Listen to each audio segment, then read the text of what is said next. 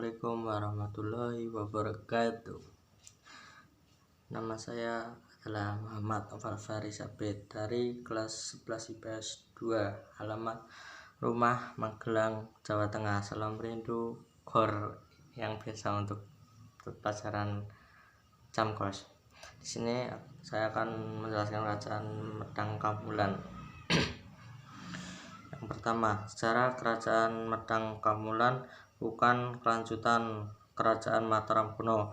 Kerajaan Medang Kamulan adalah kerajaan sendiri karena diperintah dinasti baru. Dinasti Isyana memerintah selama 1 abad.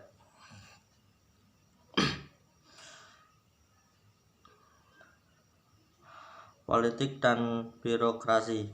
Empu Sindok, raja pertama yang memerintahkan selama 20 tahun dengan adil dan bijaksana, membangun bendungan untuk pengairan dan ikut pengubahan kitab Buddha. 2. Dharma Wangsa Teguh, cucu Empu Sindok, berusaha mematahkan kerajaan Sriwijaya namun gagal, sedangkan Sriwijaya melakukan serangan balik. Medang Kamulan alami kehancuran. Peristiwa ini disebut wilayah Medang Dhammawarsa pun gugur.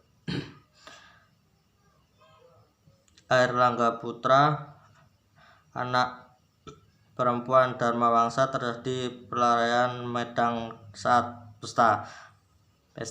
Airlangga berhasil kabur ke hutan. Airlangga kembali ke Medang Kamulan dan berhasil menguasai kembali. Ia menaklukkan raja-raja sebelumnya, memperbaiki pelabuhan, membangun waduk, membangun jalan, dan mendirikan bangunan suci. Pengalaman Airlangga dikisahkan dalam kitab Arjuna Wiwaha yang ditulis menjadi petapa dengan sebutan Resi Getyatu tahun 1049 ia wafat. Terus sosial, teratur. Struktur sosial dibedakan berdasarkan pembagian kasta. Masyarakat hidup berdampingan secara damai walaupun beda agama.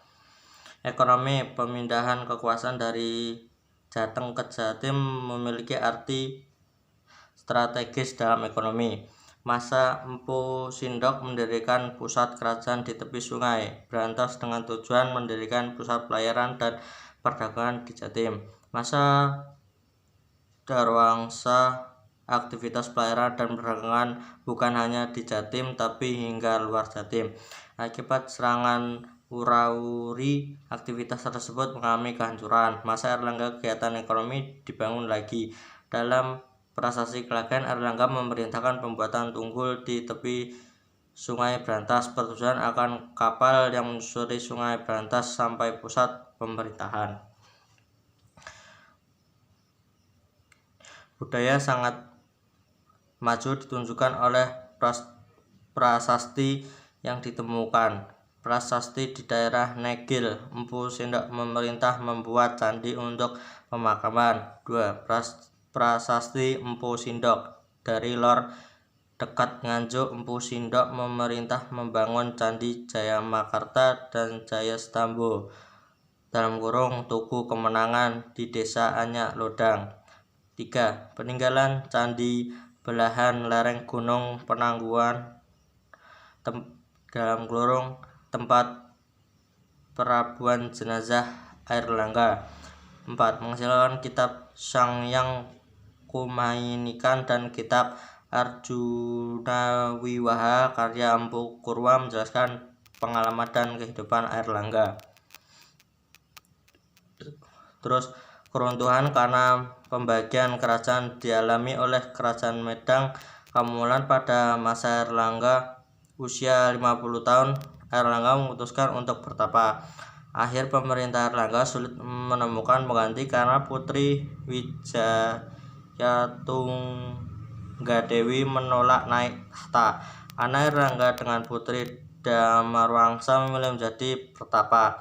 Akibat Erlangga harus menyerahkan tahta ke salah satu di antara dua anak dari Selir. Hal ini memicu persaingan perebutan tahta.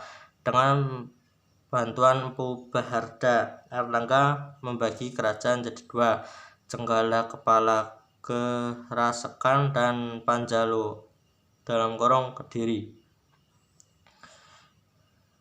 Kepada Sang Rawijaya. Dari pembagian itu berakhirlah kerajaan Medang Kamulan.